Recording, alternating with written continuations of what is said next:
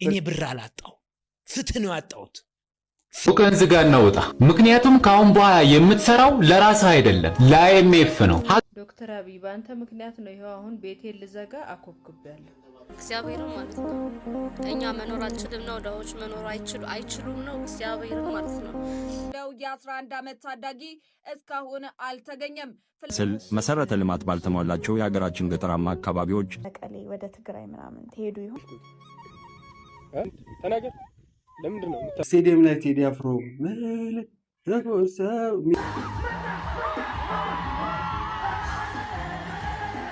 አንድ አይደሉም። የወንጌል አማኝን አይወክሉ። እንደዚህ አይነት ሰዎች ጋራ እምነታችን አንድ አይደለም፣ የለንበት። ሰላምና ጤናን በያላችሁበት መኝላችኋለሁ። የተወደዳችሁና የተከበራችሁ ቤተሰቦቼ እንደምን አላችሁ? ይህ ጊዜ የተሰኘ ፕሮግራማችን ነው። ቻናላችን ደግሞ ድንቅ 24 ሚዲያ 2 ነው። ሁላችሁም ይህን ቻናላችን እንድትቀላቀሉ በአክብሮት እንጋብዛለን። በዚህ ጊዜ ሾው በተሰኘው ፕሮግራማችን እንደሚታወቀው አዳዲስ ርዕሰ ጉዳዮችን ይዘው ወደ እናንተ እንመጣለን። በሶሻል ሚዲያ ላይ ምን ተነሱ፣ ምን ሀሳቦች ልክ ናቸው የሚለውን አብረን የምንቃኝ ይሆናል። እንደተለመደው ሰብስክራይብ ማድረጋችሁን እንዳዘነጉ፣ አዳዲስ ለሆናችሁ እንዲሁም ደግሞ ለነባሮች ሁላችሁም ቪዲዮቻችን እየተመለከታችሁ ላይክ፣ ሼር ማድረጋችሁን ቀጥሉበት ለማለት ፈልጋለሁ። ዛሬ ወደ ተመረጠው ቪዲዮአችን እንለፍ። ዛሬ ወደ ተመረጠው ቪዲዮአችን ስናልፍ በመጀመሪያ የምናገኘው እንግዲህ የግብር ጉዳይ ነው። የግብር ጉዳይ ብዙ ሰዎችን እያማረረ እንደሆነ እየሰማን እንገኛለን። ዘንድሮ 3 እጥፍ ነው 4 እጥፍ ነው የሚሉትም ሰዎች እንግዲህ ሶሻል ሚዲያውን አጨናንቆታል ማለት ነው። ነጋዴ አብዛኛው ነጋዴ እንግዲህ ብሶቱን ወደ ሶሻል ሚዲያ እየመጣ እየተናገረ ይገኛል። እናንተስ የዘንድሮ ግብር ምን ይመስላል? እኔ ብር አላጣው ፍትህ ነው ያጣሁት። ፍትህ እንዲሰፍን ነው የምፈልገው። ከዛ እውነትም ነገርየው መጨረሻ ተፈረደለት። የሚገርም ሀገሩ ተመልሶ አሉ የ50 ስንት ጥፍ አድርጎ በቃ ፍትህ አገኘው ብሎ ደስ ብሎት ከዚህ አዲስ አበባ ሄዶ በፍትህ ህዝብ ሁሉ ጠርቶ ጋበዘ ይባላል። እና ፍትህ ቫልዩለስ ማለት እንትኑ ምንድነው ይለዋል መሰል በገንዘብ የምትተምነው አይደለም። ለዚህ ነው አንዳንድ ጊዜ በቢዝነስም አንዳንዴ ሁሉ ጊዜ ኦዲት እንደረጋለን ምናምን እንደረጋለን። እያንዳንዱ ኦዲት ያድርጉ በቃ የሚገባው እንደውም ሄደው አግኝተው እኛ እንኳን ብንሳሳት ኦኬ ይሄ ነገር ለምን ተሳሳታችሁ ብዬ ወደዛ የገዛ ልጆችን ይሄ ልክ አይደለም እዚህ ፖሊሲ ላይ ተቀምጠው ይሄንን ኦኬ ይሄንን እንቀጣለን ይሄ እንደዚህ ይሄ ደግሞ እንዴ ስማኔ ያራ ማነው 400-500 ብር ክትፎ ሸጬ የ10 ብር ቆጮ ሪሲት የለም ዘራፍ ከየት መጥቶ ሊሸጥ ነው? ይሄንን ከተቀበልክ ይሄንንም ተቀበል። ጭቅጭቅ ነው የምንገባው። ይሄንን ክትፎ 400-500 ብር ተቀብለኛል። ይሄ ደግሞ ከገበሬ ነው የገዛሁት ሪሲት የለውም። በዚህ ያወራርዳለሁ በህግ አምላክ ነው። እሺ በቃ ወዳኛው ደም ጠብታ ነው የምንከራከረው። ኖ ዚስ ኢዝ ሲሪየስ። ለምሳሌ እናንተ ቡና አለ መቼስ ሁሉ በሪሲት አይደለም። 1000 ነገሮች ያለ ሪሲት ነው የሚሰራው። ኦፍ ኮርስ መንግስት እንደ መንግስት ሀገር እንደ ሀገር ለሁሉም ሪሲቶችንና አንተኖችን ህጋዊ ደረሰኞችን ፕሮቫይድ ማድረግ አይችልም። ብዙ የጉልበት ሰራተኛ አለ፣ ብዙ እንትን አለ። ይሄንን መቀበል ግድ ይላል። ያንን ሴልስ አክሰፕት ካደረክ ያንን ወጪ አክሰፕት ማድረግ አለ። በነገራችን ላይ እኛ ሁሉን ነገር እንደ ትልልቅ ካምፓኒ ስትሰራ ኢንቨስቲጌት ወይ ኦዲት እኮ ለመንግስት ለሚያስከፍለው ብቻ ለኔም ይጠቅመኛል። ኦዲት እኮ እኔ ያለሁት እዚህ ነው። አንዳንዱ ስራዬ 500 ኪሎ ሜትር እና ጎንደር ላይ 700 ኪሎ ሜትር እንትን ላይ 500 ኪሎ ሜትር አለን አይደል? በ3 ወር በ4 ወርም አልሄድም። እንዴ ኦዲት እኮ ሲደረግ ለኔም ይጠቅማል አይደል? እንደ ባለቤት ከሆንኩ ማለት ነው። ባለቤቱ በነገራችን ላይ ሀገር ነው። ዋና ባለቤት ለምንሰራው ቢዝነስ መንግስት ነው እንዲያውቀው። ዋናው ባለቤት መንግስት ነው። እኔ ሁሌ የምለው ነገር በቢዝነስ መንግስት ባለቤት ነህና እባክህ እያንዳንዱን ቢዝነስ ጠብቅ፣ እያንዳንዱን ቢዝነስ በደንብ ተከታተል፣ እያንዳንዱን ቢዝነስ እኛን ተንከባከብ ነው የምለው።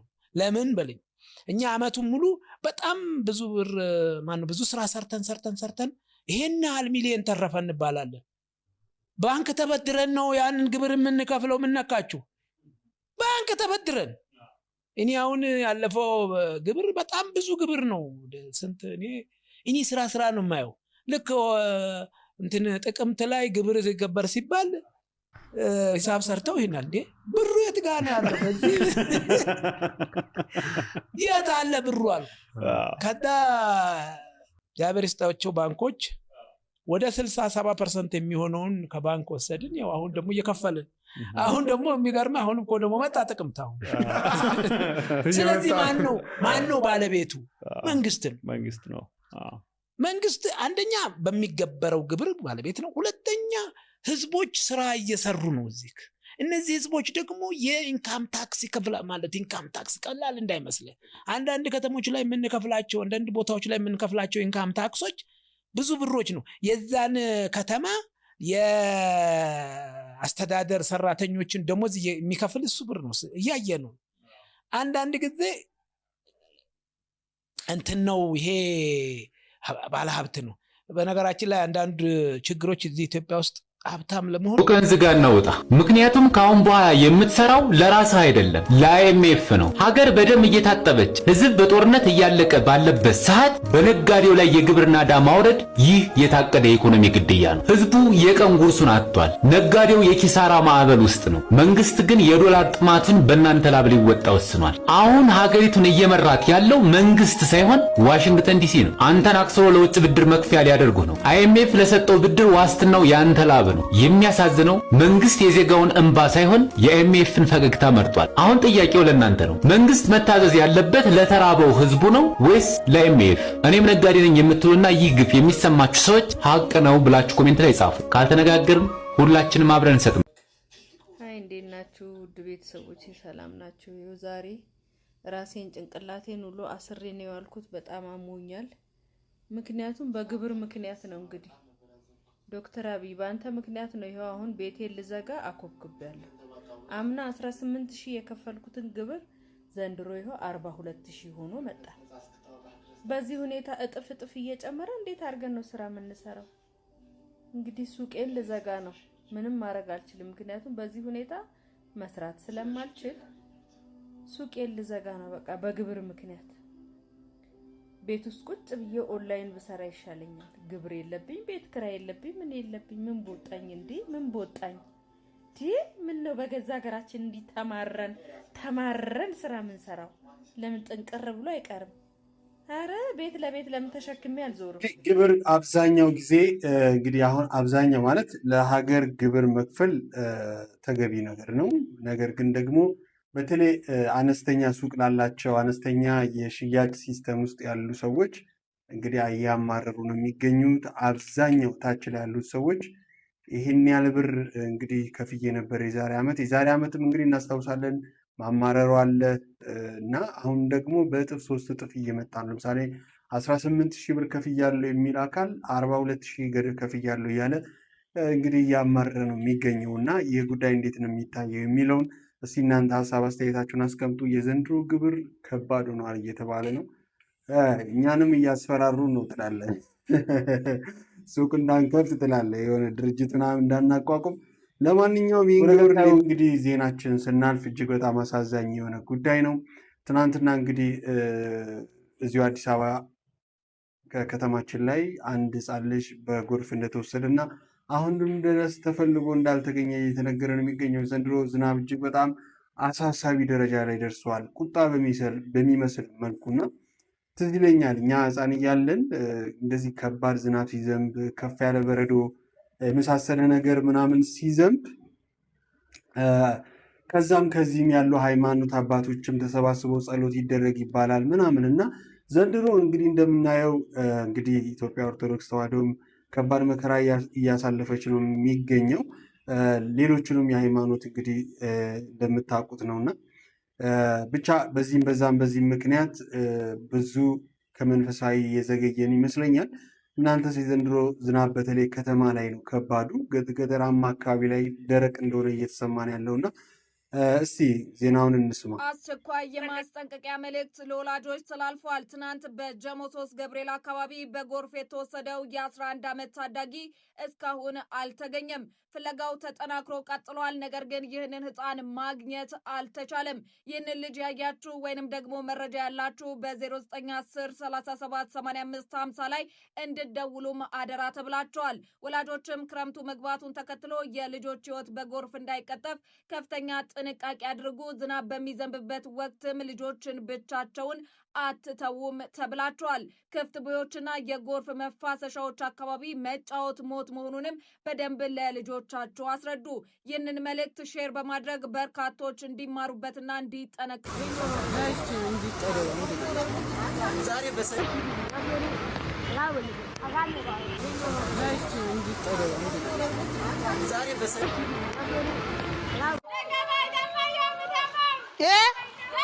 እየተበላ ነው።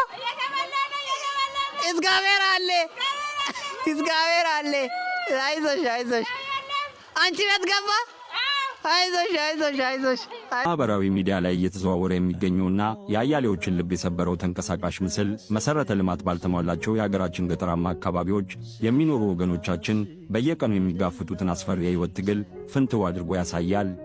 በዚህ እውነተኛ እይታ ላይ እንደምናየው አንዲት ጽኑ እናት ሕፃን ልጇን በጀርባዋ አዝላ ከቁመቷ በላይ ሞልቶ የሚፈሰውን ኃይለኛ የጎርፍ ውሃ ለመሻገር ማዶና ማዶ በተወጠረ ቀጭን ገመድ ላይ ብቻ ተንጠልጥላ የምታደርገው ተጋድሎ የእናትነትን ታላቅ መስዋዕትነት የሚያስመሰክር ነው።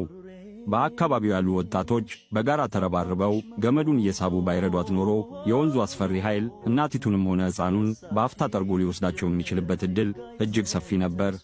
ይህ አይነቱ አስደንጋጭ ክስተት ተገቢው ድልድይ ባለመሰራቱ ምክንያት በየክረምቱ የሚደገም የዘወትር አደጋ ሲሆን በተለይም በላይኛው የወንዙ ተፋሰስ ላይ ከባድ ዝናብ በሚዘንብበት ወቅት ጎርፉ በድንገት በመምታት የዕለት ተዕለት ሥራቸውን አከናውነው የሚመለሱ ነዋሪዎችን ለከፋ ስጋት ያጋልጣል። በቪዲዮው ላይ እንደሚታየው አንደኛዋ ብቻ ሳትሆን ሌሎች እናቶችም በተመሳሳይ ሁኔታ ሕይወታቸውን ለሞት አጋልጠው ወንዙን ለመሻገር ይገደዳሉ። ይህ መራራ እውነታ በከተማው ምቾት ውስጥ ለምንኖር ዜጎች ልናስበው የማይቻለንን ስቃይ የሚያሳይ ሲሆን እንደ ድልድይ ያሉ መሠረታዊ መሠረተ ልማት ግንባታዎች ለገጠሪቱ ኢትዮጵያ ምን ያህል አስቸኳይና የሕይወት ዋጋ ያላቸው። እንግዲህ እንደሰማችሁት ነው። የጎርፍ ሁኔታ ሲጥልም እንግዲህ ገጠራማ አካባቢ ላይ በዚህ መልኩ ለእናቶችም ከባድ አደጋ እንደሆነ እየተነገረ ነው የሚገኘው። እንግዲህ ፈጣሪ ምሕረቱን ይላክልን፣ ለምድርም ለፍሬም እንግዲህ በቂውንና ተመጣጣኙን እግዚአብሔር አምላክ ዝናቡን ያዘንብልን ለማለት እንወዳለን። ወደ ቀጣይ ቪዲዮችን ስናልፍ በትግራይ ክልል እንግዲህ ጦርነቱ እየተቆሰቆሰ ነው የሚገኘው። እንግዲህ ይህንን ተከትሎ እየተለመደው የአሸንዳ ባህልም እንግዲህ ከፊት ለፊት ይገኛል እና ቲክቶከሮችም እንግዲህ ዘንድሮ ጸጥ ረጭ ብለዋል፣ ወይም ደግሞ ተጽዕኖ ፈጣሪዎች ጸጥ ረጭ ብለዋል እና የሚል ሀሳብም እየተንቀሳቀሰ ይገኛል። ወደ መቀሌ ወደ ትግራይ ምናምን ትሄዱ ይሆን? ስለታሰሩት እናቶች ዝም ያላችሁ ቲክቶከሮች ታፍሩ መቼም። ፀጉራችሁን ተሰርታችሁ ልብሳችሁን አሰርታችሁ ሜካፓችሁን ተሰርታችሁ ትሄዳላችሁ፣ ወይም ትቀሩና ዝም ትላላችሁ ፖለቲካ ውስጥ ላለመግባት። ከዛ ነገሮች ሲረጋጉ ደግሞ ጠብቃችሁ ወይ ኔክስት ይር ወይ የሚቀጥለው ዓመት ትሄዳላችሁ። ለአሸንዳ ጊዜ ብቻ ነው የትግራይን ህዝብ የምትወዱት? እንግዲህ ሀገር ሰላም ሲሆን ነው ሁሉም ነገር የሚጣፍጠው እና ሀገር ሰላም መሆኑ በጣም ወሳኝ ነው። ማንም ቢሆን ጦርነት ወዳለበት አቅጣጫ ላይሄድ ይችላል። ግን እጅግ በጣም ልናስተውለው የሚገባ ግን እዛ ቦታ ላይ ጦርነትን የሚቀምሱ ሲያልፍም እንግዲህ መከራ የሚደርስባቸው ወገኖቻችን ምን ያህል ነው እንግዲህ ብሎ ማሰብ ማያዳግት ነው። ሰላም ሲሆን ከዛም ከዚህም ወደዛም መንቀሳቀስ ይቻላል እና በተለይ እንግዲህ ዋና ከተማዋ አዲስ አበባ ላይ ብዙ ሰዎች እዚህ ከትሟል። ይህን ተከትሎ የቤት ኪራይ የሚያስመረራቸው ብዙ ሰዎች አሉ እና ቤት ኪራይ ተወደዋል የሚል ነገር አለ። እስቲ ይህንንም ቪዲዮ እንመልከት። ያው ከትናንትና ጀምሮ ማለት ነው ቤት እየፈለኩ ነው እና ምንም ቤት የለም። እግዚአብሔርን ማለት ነው እኛ መኖር አንችልም ነው፣ ደሆች መኖር አይችሉም ነው። እግዚአብሔርን ማለት ነው እኔ ደህና ጭቃ ቤትና ብሎኬት እንኳን አይደለም እኮ የፈለኩት፣ ግን አሁን ካለውበት በቃ የተሻለ ማለት ብርድ ማያስመታ ቤት ነበር የፈለኩት፣ ግን በቃ አይቀመስም ዋጋው። እግዚአብሔርን ይመስማ። በተለይ የቤት ኪራይ ጉዳይ እጅግ በጣም አሳሳቢ ይሆናል። መሀል ከተማ ላይ በእርግጥ ያው እንደሚታወቀው ቤቶችም በአንድም በሌላ ምክንያት በልማት እየፈረሱ ነው የሚገኙት። ያንን ተከትሎ በየቀኑ እንግዲህ ክልል አካባቢ ላይ ሰላም ባለመሆኑ ምክንያት ወደ አዲስ አበባ የሚገቡ ወጣቶች በጣም ብዙ ናቸው እና አሁን ቤት ማግኘት እጅግ በጣም ከባድ ሆነዋል። እንግዲህ ብዙ ወጣቶችም ቻሌንጅ ውስጥ ገብተዋል ማለት ነው እና ይህን ተከትሎ ማንም እንዲህም እንዲያም የሚል ነገር የለም። እናንተስ እንግዲህ ምን ይሰማችኋል? ሰሞኑን እያነጋገረ ያለ አንድ ቪዲዮ አለ። ይህም ደግሞ ሀገራዊ ምክክርን በተመለከተ በተሰጠበት መግለጫ ወቅት ይህ ድምፅ ሲሰራጭ ነበረ። ይህም ብዙዎችን አስገርሟል። ሀገር በብዙ ሰዎችን ሉዝ እያደረገች ብዙ ወጣቶች እየሞቱ ከዚህም ከዛም ስለ ብዙ ነገር እየተጨነቀን ባለንበት ሁኔታ ላይ በቀን ውስጥም የሚወለዱ በጣም ብዙ ሰዎች ባሉበት ሁኔታ ላይ ሀገራዊ ኮሚሽን አባል የሆነች አንድ ሴት በመውለዳ እንዴት ይህን ያህል ሊራገብ ቻለ? ከመጀመሪያውም ቀን እንግዲህ ከመክፈቻውም ቀን ይህ ጉዳይ ሲራገብም ነበረ። እንደዚሁም ደግሞ እንግዲህ በከንቲባ አማካኝነት ሽልማትም ሲደረግላት ነበረ። እኔ በግሌ ይህ ጉዳይ መደረጉ አስከፍቶኝ ሳይሆን ነገር ግን ብዙ እንደ ሀገር የሚያሳስበን ቁስሎቻችን ላይ ትኩረት አድርገን እያንዳንዱ ለዜጋ የሚጠቅም ትኩረት የምናደርግባቸው ነጥቦች ላይ ወደ መግለጫ ይዞ በመምጣት ላይ ብናተኩር የተሻለ አይደለም ወይ? ትርፍ ያለው የቱ ነው? ዛሬ አንዲት ከቤንሻንጉል የመጣች ልጅ ህፃን ልጅ ወልዳልናለች። ስሙም ኮሚሽን ተብሏል። በጣም ደስ ብሎናል። ስለዚህ በቀደም ምክክርን አገኘን፣ ዛሬ ኮሚሽንን አገኘን። ስለዚህ ቀስ እያሉ ሁሉም ክልሎች አዲስ አበባ ላይ አንዳንድ ስጦታ እየሰጡን መሄዳቸው የማይቀር ነገር ነው በዚህ በ30 ቀንና ይህንን ነገር መክፈቻውም ላይ ብየው ነበር። ይህ ደስ የሚያሰኝ እንግዲህ ዋናው ነገር ምንድን ነው? ሀገራዊ ምክክርም ማን ነው ትኩረት ያደረግባቸው ፖይንት እስካሁን ድረስ ያን ያህል እንዲህ አሁን ኦሮሚያ እንግዲህ ማነች አዲስ አበባ ራስ ገዝ ወይም ደግሞ የኦሮሚያ አካል ትሁን የሚሉ ዜናዎችም እየተነበቡ እዚህ ላይም እየተማከሩ እንደሆኑ እየተገለጸ ነው የሚገኘው። ዞሮ ዞሮ ሀገራዊ ምክክሩ ዋና ነጥብ ላይ ትኩረት ቢያደርግ ጥሩ ነው የሚሉም ሀሳብ ሰጪዎች አሉ። ይህም እንደ ትችት የሚነሳበት ዋና ምክንያት ምንድን ነው? በጣም አስፈላጊ ነጥቦች አሉ እዛ ላይ ህዝብን አንድ የሚያደርግ ጥቅማችንን የሚያስጠብቅ ለህዝብ የሚጠቅም ነጥቦች ላይ ትኩረት ቢደረግ የሚሉ ትዝብቶችም ስላሉ ነው። አንድም እንግዲህ የገጠር ልጅ አንድ አነጋጋሪ ቪዲዮ አለ። እሱንም እንመልከት። ምክንያት አብላለ ሽጉጥ ላውጣ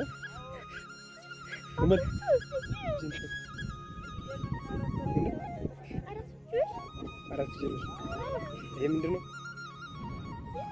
ያውን ይፈነዳል። ትንሽ ቆይ አሁን ታስጠጋው። ልቀቁ። ምክንያቱም ተናገር። ምን ነው የምታለቅሰው? ምን ነው የምታለቅሰው? አንድ ተናገር። ለምንድን ነው የምታለቅሰው? በጣም የሚያሳፍር ነገር ነው። ህፃን ልጅን በዚህ ልክ ማሳቀቅ ተገቢ ነው ብዬ አላምንም። ምክንያቱም ይሄ ህፃን ልጅ እንግዲህ የጦርነት አይምሮ አስቡት። በተለይ ሰሜን ላይ ያለውን ጦርነት ተከትሎ ህፃናት ምን ያህል ስጋት ውስጥ እንዳሉ እና ይሄ ከጀርባ የሚያናገረው ልጅ ካሜራማን እንደሆነ አሁን እየወጡ ያሉ መረጃዎች ያሳያሉ። እንግዲህ እያስፈራራውን ያለው ማለት ነው። በማይሆን ነገር እያስፈራራው ልጁ በዚህ ልክ እንባው እየወረደን ያለው እና ለምን አስፈለገ? ትክክለኛው የጦርነትና የወታደሮች ወይም የሽፍቶች ማስፈራራት አይበቃም ወይ? በዚህ ልክ ህፃናትን ማስነባት ልክ ነው ወይ? በሀገሩ በቦታው በመንደሩ ላይ እንዲህን ያህል መሳቀቅ አለበት ወይ? እንግዲህ በጣም ነው የሚያሳዝነው። እኔ ድሮ ሳስብ ህፃናት በተለይ ወደ ገጠር የሚሄዱ የከተማ ሰዎች ለህፃናት መጽሐፍ፣ ብስኩት ወር ደግሞ ዳቦ ምናምን ሲሰጡ ነው የማውቀው እና በዚህ ልክ ደግሞ አይምሯቸውን መበጥበጥና መረበሽ ልክ አይደለም። መቼም እንግዲህ ያው ፍትህ ለሰው ልጅ ባነሰበት ሁኔታ ውስጥ እየኖረን ስላለ ነው እንጂ የዚህ ህፃን ልጅ እንደው ይሄ ልጅ አሜሪካዊ ቢሆንና አንድ ሰው እንደዚህ ቢያደርገው አስቡት የህፃናት መብት ምን ያህል ለልጁ እንደሚቆምለት ማለት ነው። እና ሊጠየቅ ይገባም የሚሉ ሰዎች እንግዲህ አሉና ይህንም ቪዲዮ የለቀቅም ሲለቅም በዚህ ልክ መሸቀል ምንድን ነው? የህፃን እንደዚህ ማስለቀስ ብቻ ያሳዝናል። ወዴት እንደምንሄድም አሳሳቢ ጉዳይ ነው። በጣም ያሳፍራል ለማለት ፈልጋለሁ። ወደ ቀጣዩ እንግዲህ ሳልፍ ሀገር በአንድም በሌላ መንገድ እንግዲህ ሃይማኖት ወሳኝ ነው። እንግዲህ የአንድ ሀገር ሰዎች በተለያየ እንግዲህ አምልኮታቸውን ያካሄዳሉ። አሁን እንግዲህ ቸርች ውስጥ እየታየ ያለው ነገር እጅግ በጣም አስፈሪ ነው። ጨፋሪም በዝቷል። ሰው ጨንቆት ክለብ ነው የሚያድረው፣ ዓለማዊ ነገር ላይ ትኩረት ያደርጋል እና አሁን ደግሞ እንግዲህ ቸርች ውስጥ ደግሞ በሚያሳዝን መልኩ ይሄ ነገር በዚህ መልክ እየተካሄደ ነው ያለው።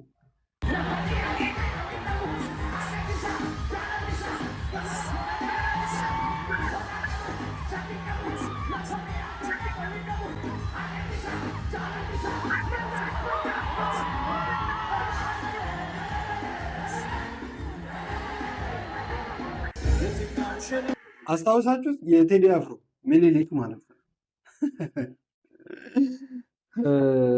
ቴዲ አፍሮ ዘፈን ዜማው የሚመስለው እና ስቴዲየም ላይ ቴዲ አፍሮ ምኒልክ የሚለው አስሙት።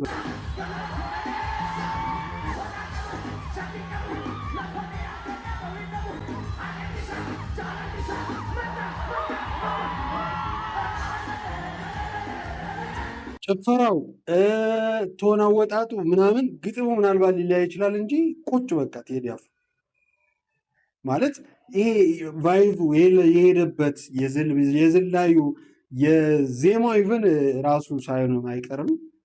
በጣም የሚገርመው ያሳዝናል።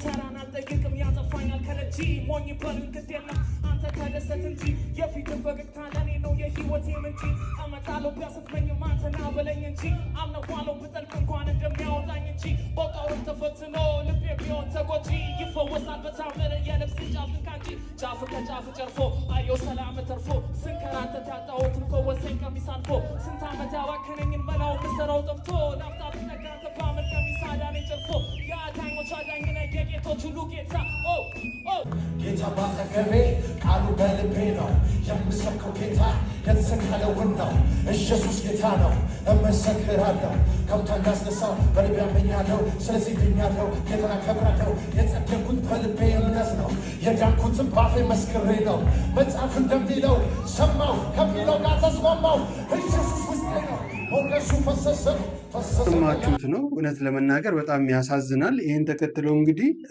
አይመለከተንም የሚሉ አሉ ማለት ነው እና እኛን አይመለከተንም አንድ አይደሉም።